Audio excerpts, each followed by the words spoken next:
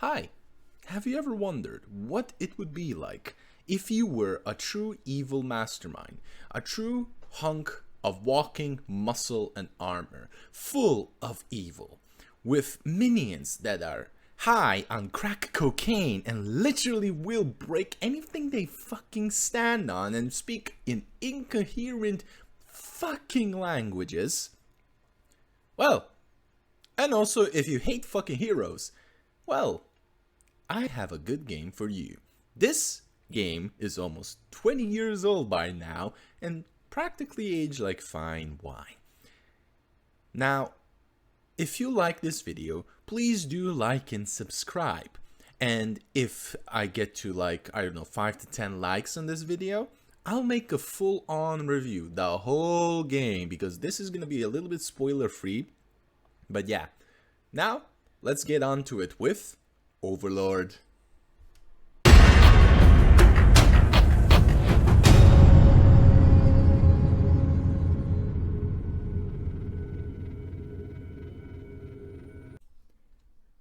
Now, to begin, you will find your character trapped in rubble, and moments later, through blurry vision, you will see a couple of goblins looking like they're on crack cocaine, rubbing acid on your eyes to clear your vision, and they're pulling you up.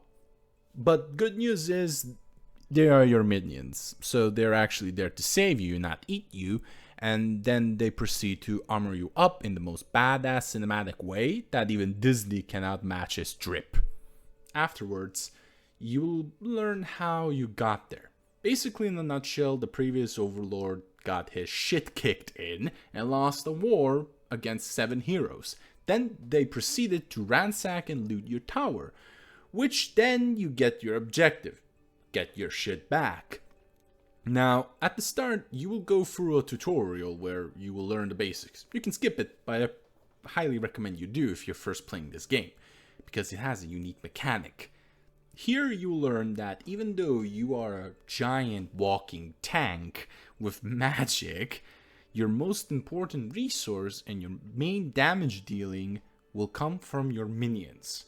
Now, minions, like I said in the intro, they're basically your goblin-like creatures who are more loyal to you than a golden retriever and have less brain cells than a sheep, but are ferocious and dangerous. You will have to learn how to command them and recall them. Left mouse, right mouse button, by the way, and more importantly, how to use the sweep mechanic.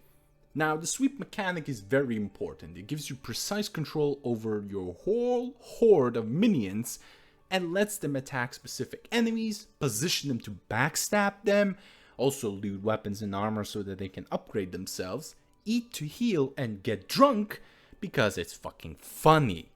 Be careful though, this game is from 2007, so sometimes you have janky controls, but in my opinion, it's not that much of a hassle. Now, before we get to speak about minions, I cannot go out without saying who the fuck is the grey one. This is Gnarl, your advisor and one of the main characters in this game. You will interact with him constantly. He is an old minion who has seen some shit and kicked some shit as well, but now since he is old, he is the living embodiment of an introvert where he hates touching grass. Fortunately, I am not the evil entity that I once was. I cannot take the feel of lush green grass under my feet and birdsong in my ears. It's Gnarl, am I right? Now, there are 4 types of minions. First are the Browns. No, Twitter. No. No. Nope. It's not like that. No. Fuck off. Shoot. Shoot. Shoot. Yeah. Go away. Thank you. And these guys are your troopers. They are the toughest, and they're the ones who deal the most, at least physical damage, and you get them at the start of the game. You will use these guys a lot. They are your backbone of your whole minion force, and they can basically do nearly everything, and unless specific stuff, which the other minions do. And they're the easiest to get life force to spawn for. By the way, life force are these balls of light with specific colored light, which you use to spawn your minions, and the color matches the type of minions. And farm those life forces because your minions will die a lot. Next up are the reds. They are red colored minions who are immune to fire damage, and they can absorb fire to clear walls of fire, and they are basically the long ranged ones. Their attacks are just yeeting mini fireballs, and they're devastating, by the way. But because of that, they are more frail than your brown minions. But man, can they throw a barrage of fire. They are also the first minions which you have to get their hive for you to be able to spawn them. Every minion has a hive, and they're the easiest to get. They're in the first level, and you're kind of not, how do I say this, you cannot escape them, you have to get them. And also this is in the beginning level, so this is not spoilers. Next up are the greens. Now these guys, even though they smell like rotting shit, they are the stealthy ones, ironically, because once you put them in a check, invisible, and they deal massive crit backstab damage. Every rogue D&D player nuts when they see them. They're also immune to poisons, and they can absorb poison clouds and go through poisoned clouds, by the way. They need a little bit more finesse to be used well because, you know, they're stealthy, but it's not that hard to learn and you will eventually get the hang of it. Now the blues are the weakest ones out of all of them because even a baby bird, as you can see, can knock their sorry asses out. But they have very powerful abilities, two of them. First is healing, and more importantly, resurrection. They can resurrect your fallen minions. And the second one is something that the greens, the reds, and the browns don't have. They can swim. No, Twitter. Once again, fuck off. Shame in both games, they somehow always get slaughtered by the weakest being ever. And then again, this is a satire after all. Now, you need all four of these boys to maximize your effectiveness, because here's the kicker. The game lets you explore the world from the start, basically.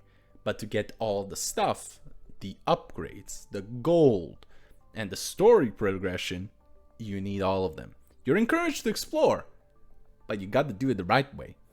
For instance, this forge, which we need to get, by the way, to upgrade our existing steel plate, weapons and armor and craft them, we need the reds to clear the fire.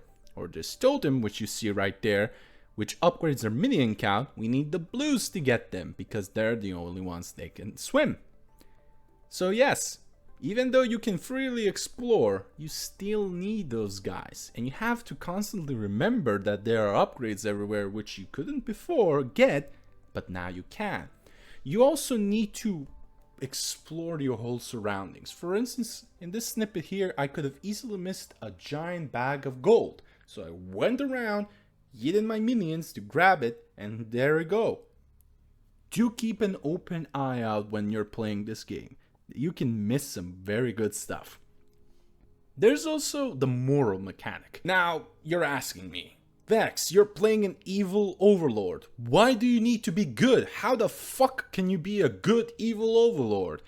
Well, the kicker is, you're still evil regardless what you're doing. But you either get to be a beneficent overlord who has a brain and gets the goodwill of the people so you get money and tribute, or you're the batshit murder hobo overlord who just burns and pillages. Sure, you increase your power and you get to larp as Sauron, but in my opinion, the game kind of rewards you more for this, is to actually be helpful to the people around you.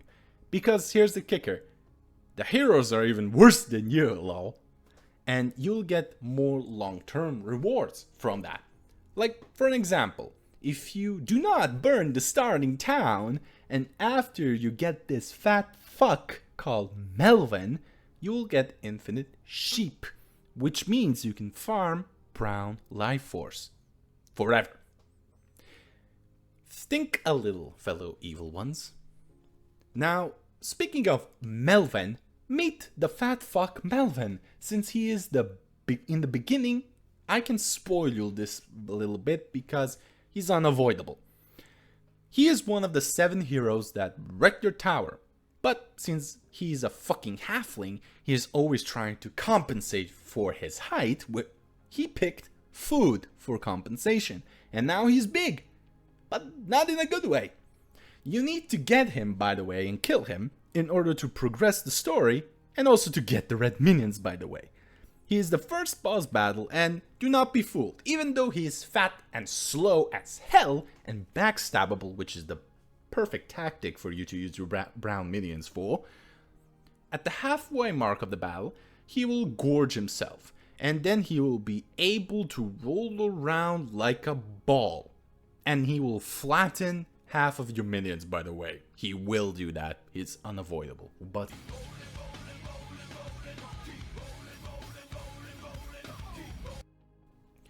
But he's still an easy boss. And once you get him done, you can pop him like a balloon, lol. And get his equipment, by the way, because why not have a minion have his crown? Come on, it's funny. But the 2 big selling points, in my opinion, are the environment and the writing of this game. The environment and the visuals, even though it's nearly 20 years old at this point, it aged like fine wine, and it's still quite beautiful in my opinion. And it has a big Lord of the Rings vibe, which I'm a fan of. And each area is very unique, and it has a story behind it. It has meaning why it's like that. And the best and biggest attraction to this game, it's the satirical writing. See, this game comes from an era of Pikmin when it came out. And you can see it is a heavily satirical game. You're playing an evil character, but there's always lighthearted humor everywhere. There's serious stuff as well, by the way. And I mean, you get to kick the shit out of your jester for lols. All the heroes, even though they're called heroes, they're objectively worse than the Overlord. And basically none of them did the good deed for the sake of the good deed, but for their greed. And they're very common fantasy caricatures as well, with the elves, with the halflings. All of those caricatures, by the way, embody the very bad side of us humans. Even though it's a comedy, it's teaching you something, by the way. But you won't help but to think, but also laugh from this game. Trust me.